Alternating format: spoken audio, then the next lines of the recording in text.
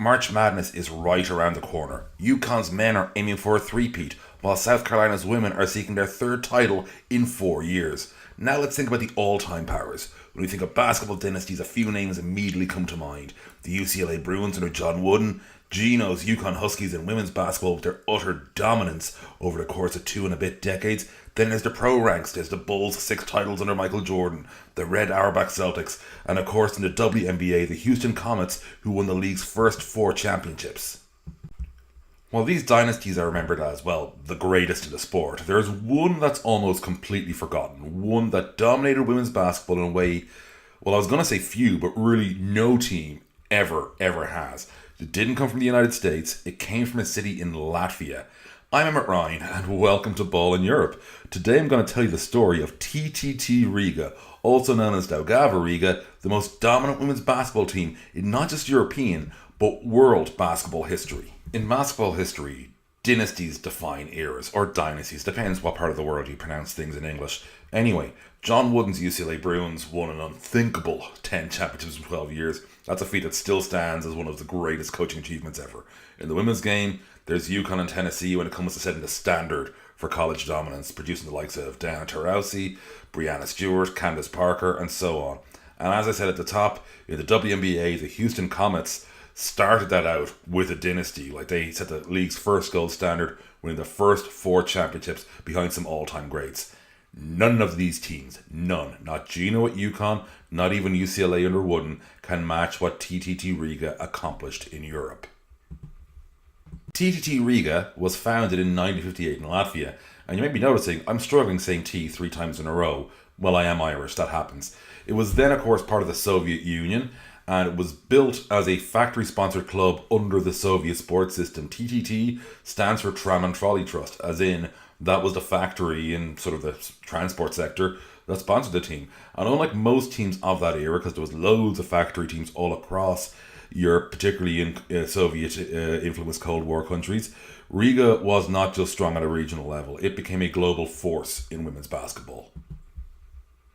So how good were TTT Riga? Like, when we're talking about dominance, we're talking about serious dominance here. So from the early 1960s, or 1960 itself, through to the early 80s, they dominated at a level that no team, men's or women's, has ever come close to replicating. First off, they won 18 editions of the European Women's Champions Cup in that spell. So between 1960 and 1982, between their first and their last title, that's 18 out of 23 European titles they won. That included a run of 12 straight from 1964 to 1975. No other basketball team when it comes to a championship at that level has ever come close to that kind of sustained dominance. Indeed, their run was 15 out of 16 at one point. And they also dominated domestically as well. There was no sort of at-large bids for the European Cup. You had to win your domestic championship to get into the European Championship. And they dominated the Soviet National Championship as well. 21 titles during that ridiculous run of dominance. Now, you may be wondering, like, what was the one combining factor in this era of dominance? Well, let me introduce you to the person at the heart of this dynasty, Ulyana Semyonova, a towering 7'1" center who became one of the most unstoppable forces in basketball history. Long before players like Lisa Leslie or Brittany Griner, Semyonova was redefining the game with her size, skill, and absolute utter dominance in the paint. Semyonova, by the way, got her start in the team when she was just 13 years old in 1965. With her, TTT was not just winning, they were crushing opponents. The team regularly won by, you're talking 20, 30, even 50 points in big games. The system emphasized team basketball, suffocating defense, inside dominance, and it always helps when you can just go, hey, Ulyana, you open, and she is. By the time their streak finally ended, they had set a mark in European basketball that has not been touched since, and I can't see being touched again.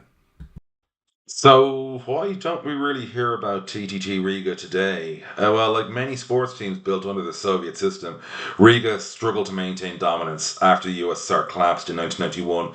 Like, it was already teetering a bit in the 80s as more nations got competitive at the pan-European level, and with Latvia gaining independence, Soviet funding obviously disappeared entirely, and the competitive landscape of European basketball, which was already changing, it changed completely. So Ulyana Semyonova, of course, retired in the mid '80s, which, when you lose a player of that talent, like, multi-generational, when you think about when she started and when she finished, so you lose a player of that talent, it's going to knock it off. She later became one of the first women ever inducted, by the way, into the Basketball Hall of Fame.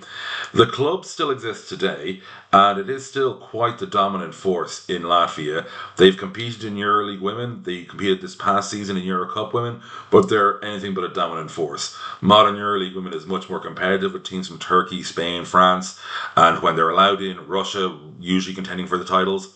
That said, at home, like I said, they remain like the dominant force in the Latvian league. And despite their legacy, I suppose, one of their legacies, or their decline at the European level, their legacy is unmatched. Like that 18 European titles still stand as the most in the competition's history. And, even today, no team, not in Europe, not in the WNBA, not in the NCAA, has really matched that run of dominance in that sort of tighter time frame. For a touch of context, let's look at two coaches that everybody acknowledges are out and out winners and in a dominant style at that.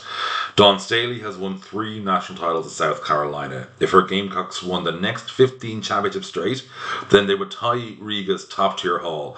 By that stage, Dawn Staley would be 68 years old. It's even wilder for Geno Auriemma. His UConn sides have won 11 natties, but even those are spread over 21 years, which again, 11 over 21 years is extraordinary, unthinkable. But his Huskies have never won more than 4 in a row. Again, extraordinary, unthinkable. TTT Riga trebled the most in a row that Geno ever did. Oh, well, basketball history is obviously going to remember UCLA, UConn, as well as the success of the great Pat Summit, amongst others. Let's just take a moment to recognize this forgotten dynasty of TTT Riga. Like, no team in women's basketball, or men's basketball for that matter, has ever dominated their era like Riga did. If you like this video, thanks. And if you want to know about other forgotten basketball dynasties, please do let me know in the comments. I'd love to make these a regular feature of the channel if people are interested, or even hidden dynasties and contemporary ones today, which may not be noticing. So just like fire a comment, say, hey, talk about this, talk about that. Would love to hear some suggestions.